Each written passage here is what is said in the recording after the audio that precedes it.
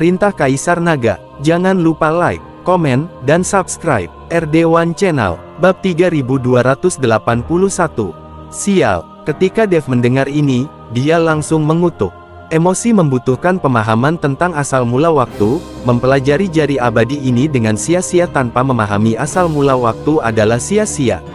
Tiba-tiba Dev merasa seperti sedang dibodohi. Melihat Dev seperti itu, Taizu dari keluarga Ji tersenyum dan berkata, "Mengapa kamu tidak percaya diri dan merasa tidak dapat memahami asal-usul waktu?"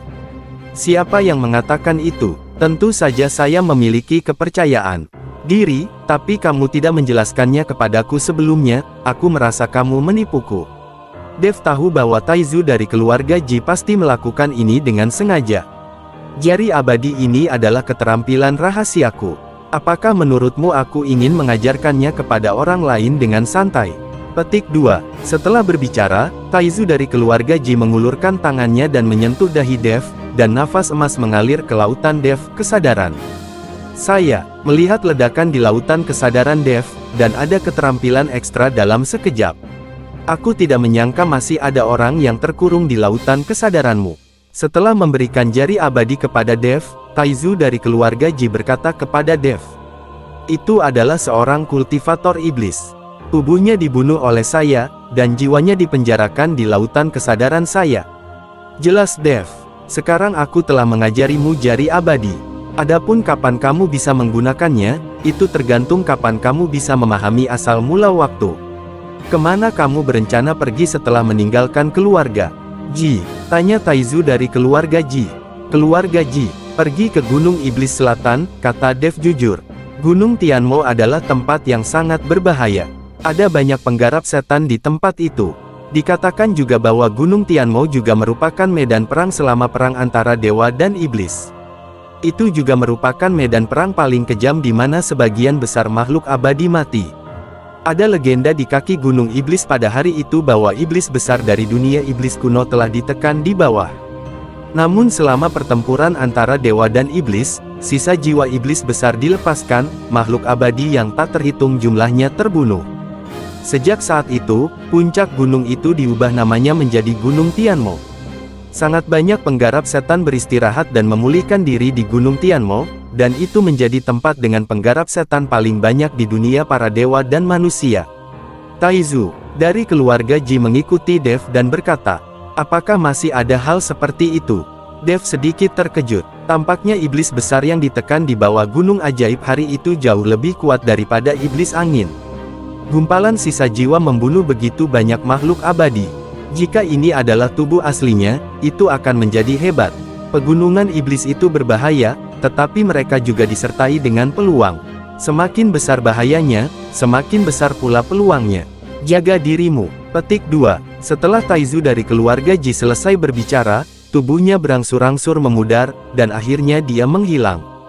Dev tidak merasa terkejut. Taizu dari keluarga Ji tidak bisa meninggalkan tanah leluhur, tapi bukan berarti jiwanya tidak bisa pergi juga.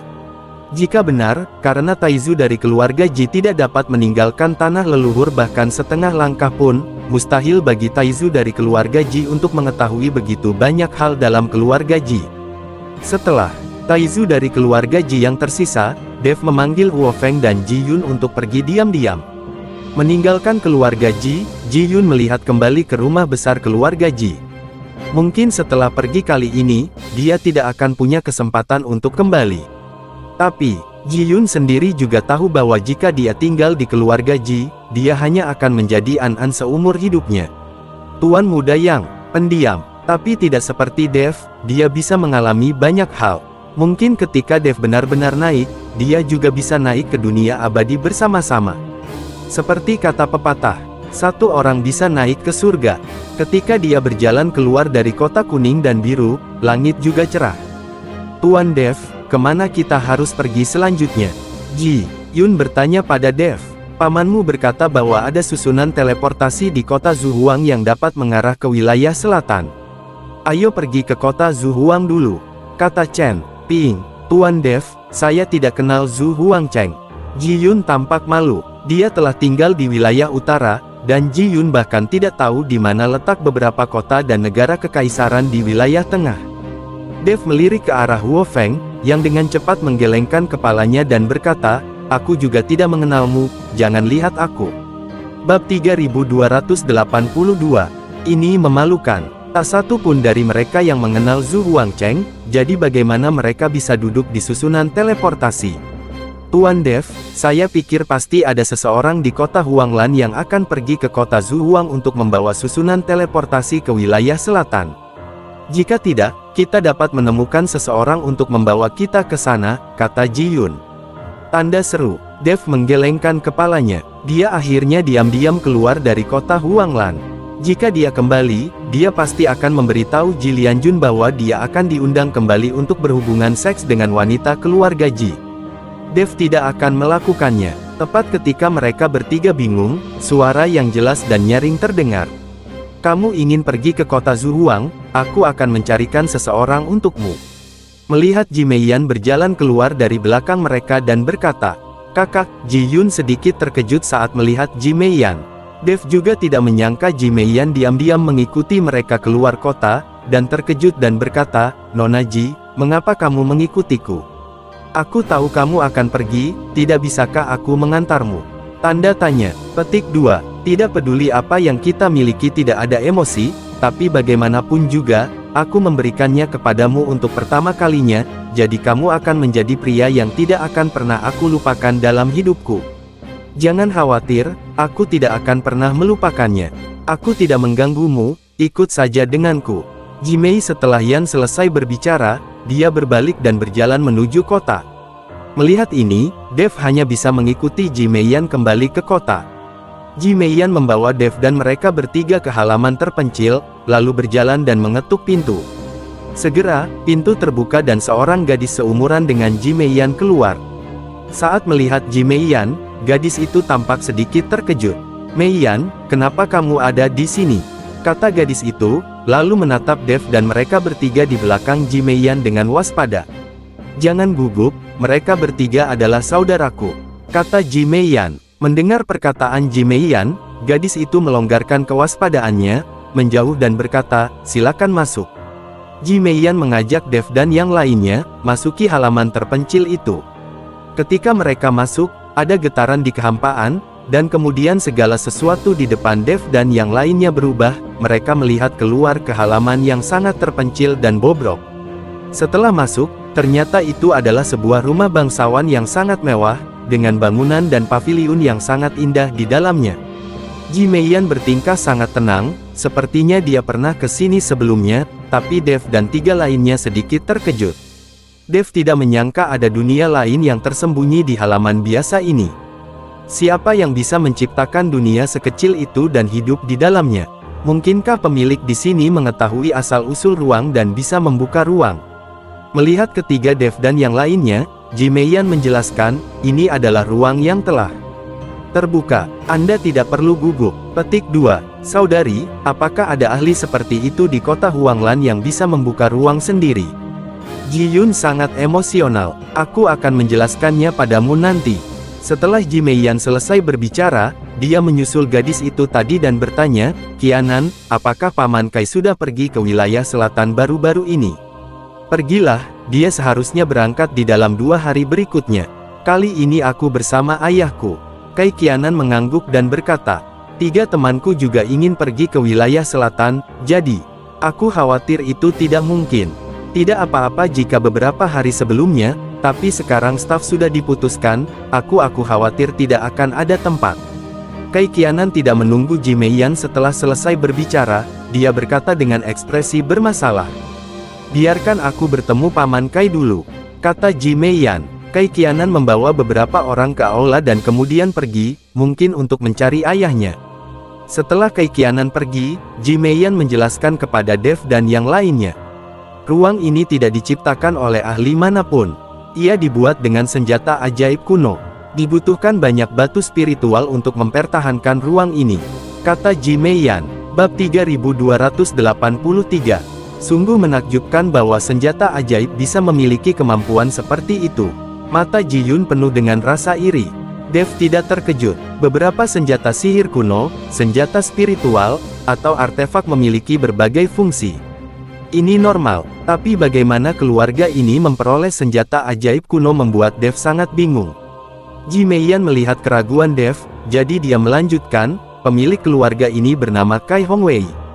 Dia mahir dalam survei geologi.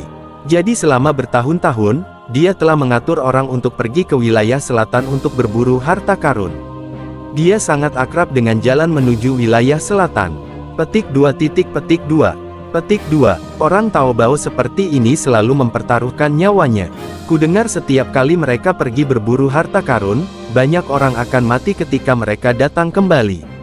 Tapi, Kai Hongwei mahir dalam survei geologi, jadi dia bisa melakukannya setiap kali dia menemukan beberapa harta karun, dan orang-orang yang pergi bersamanya akan berada dalam bahaya yang jauh lebih kecil. Hal ini mengakibatkan banyak orang datang untuk memilih pergi bersamanya dia sebelum setiap keberangkatan. Tetapi Kai Hongwei tidak membawa semua orang bersamanya, dia harus melaluinya. Ini hanya penilaian, dan itu harus direkomendasikan oleh seorang kenalan, jika tidak, Anda bahkan tidak akan bisa bertemu, apalagi bertemu, kamu bahkan tidak akan bisa menemukannya di luar halaman.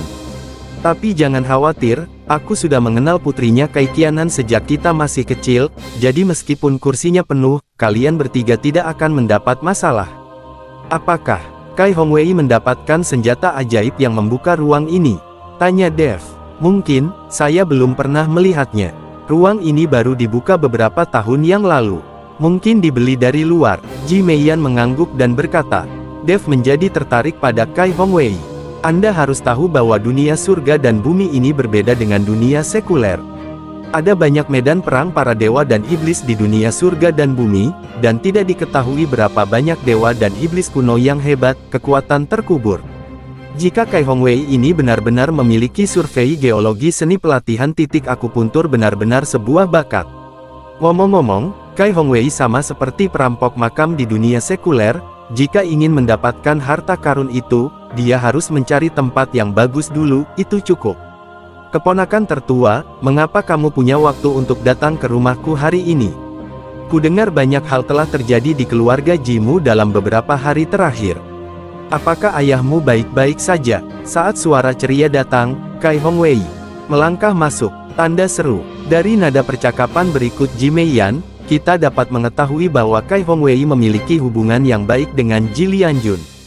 Paman Kai, ayahku baik-baik saja, dan tidak ada yang salah dengan keluarga Ji.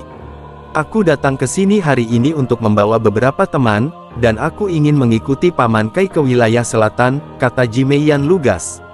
Tanda seru, Kai Hongwei menoleh dan menatap Dev dan tiga lainnya, lalu ekspresi malu muncul di wajahnya. Bagaimanapun, Dev dan yang lainnya terlihat sangat muda, dan kekuatan mereka tidak tinggi, mereka hanya dalam kondisi fusi. Keponakan tertua, kamu juga tahu bahwa ada banyak bahaya di sepanjang jalan ketika aku pergi ke wilayah selatan, dan korban jiwa sangat besar. Jika temanmu ikut denganku, aku khawatir aku tidak akan bisa melindungi mereka.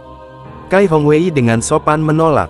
Ji Meiyan, jika Dev dan yang lainnya mengikuti, itu seperti menimbulkan beban bagi diri mereka sendiri, dan Kai Hongwei tidak akan menyetujuinya. Bahaya apa yang ada jika membawa susunan teleportasi ke wilayah selatan? Ji Yun berkata dengan bingung. Mereka hanya tidak tahu jalannya. Jika mereka mengenal Zhu Huangcheng, mereka dapat membawa susunan teleportasi ke wilayah selatan, dan Kai Hongwei tidak diperlukan. Kai Hongwei melirik Ji Yun, dan kemudian berkata, saya belum pernah duduk di susunan teleportasi ketika saya pergi ke wilayah selatan. Petik 2. Jangan duduk di susunan teleportasi. Ji Yun tertegun. Mengambil susunan teleportasi, Anda harus pergi dari sini ke kota Zhuang, lalu menunggu untuk diteleportasi ke wilayah selatan. Ini terlalu memakan waktu. Saya selalu pergi langsung dari sini ke wilayah selatan. Jalannya jauh lebih pendek, tapi itu sangat berbahaya. Jadi orang sepertimu, mereka yang tidak kuat tidak cocok untuk mengikutiku, kamu bisa pergi ke kota Zhuang dan duduk dalam formasi teleportasi. Kata Kai Hongwei, bersambung.